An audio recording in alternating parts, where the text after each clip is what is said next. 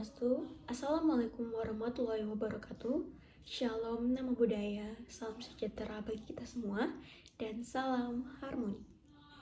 Perkenalkan, nama saya Irama Lestari Pasaribu dengan NIM 25110111115.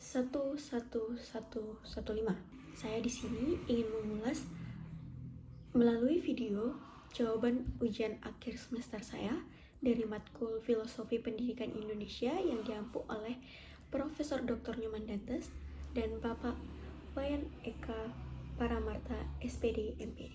Kita bahas terlebih dahulu adalah mengenai perspektif Ki Hajar Dewantara mengenai apa itu pendidikan. Nah, menurut beliau, pendidikan itu adalah tuntunan untuk bertumbuhnya seorang anak. Pendidikan ini mampu menyelamatkan peserta didik sehingga mereka bisa mencapai kebahagiaan serta keselamatan yang setinggi-tingginya. Kita bisa menggarisbesari bahwa pendidikan itu adalah sebagai tuntunan dalam bertumbuhnya seorang anak. Jika kita hubungkan dengan peran guru BK, kan tadi secara garis besarnya pendidikan sebagai tuntunan dalam bertumbuhnya seorang anak, maka tenaga pendidik termasuk guru BK adalah salah satu penggerak atau penuntun bagi peserta didik. Mereka juga memberi kesempatan bagi peserta didik untuk berkembang. Kemudian mereka juga berperan aktif untuk menumbuhkan moral dan etika para peserta didik. Karena seperti yang kita tahu, pendidikan tidak hanya mencerdaskan secara intelektual, tetapi mencerdaskan secara emosional. Kemudian, kita bisa merealisasikan ini jika ada dukungan yang baik dan kerjasama yang baik dari pihak sekolah. Pertama, mari kita uraikan makna dari ketiga semboyan cetusan Ki Hajar Dewantara. Yang pertama ada Ingarso Suntulodo, yang dimana yang di depan memberi teladan. Nah, di sini yang memberi teladan itu adalah tenaga pendidik. Tenaga pendidik diharapkan mampu menunjukkan sikap yang bernilai, bermoral dan beretika yang tinggi. Kemudian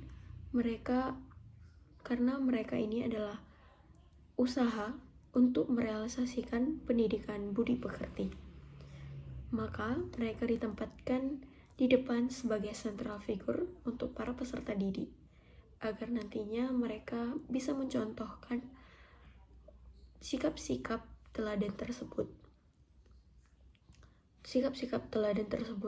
di kehidupan mereka. Kemudian ada Ingmadia Mangunkarsa, yang dimana ini artinya yang di tengah memberikan bimbingan. Dalam semboyan ini, tenaga pendidik bukan hanya sebagai sumber utama informasi bagi peserta didik, tetapi juga mereka juga sebagai sumber yang memberikan fasilitasi kepada para peserta didik. Kemudian mereka juga ditempatkan di tengah-tengah karena peran mereka sangat penting. Juga para tenaga pendidik ditempatkan di tengah-tengah para peserta didik karena untuk memberikan bimbingan, karena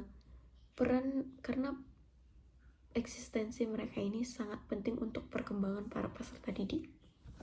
Dan yang terakhir ada semboyan Tutwuri Handayani, yang dimana ini merupakan semboyan utama dari pendidikan kita, pendidikan Indonesia.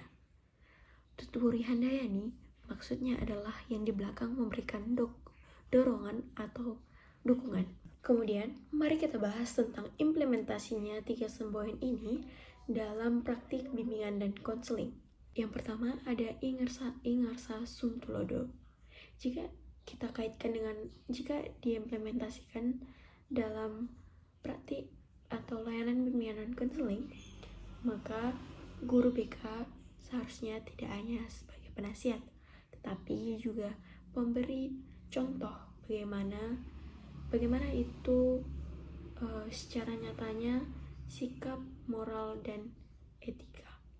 Kemudian ada Ihmadiyah Mangunkarsa, yang mana dalam implementasinya terhadap layanan bimbingan dan konseling, guru BK ditempatkan di antara para peserta didik sebagai kekuatan penting untuk membangun semangat dan juga berkembangnya para peserta didik.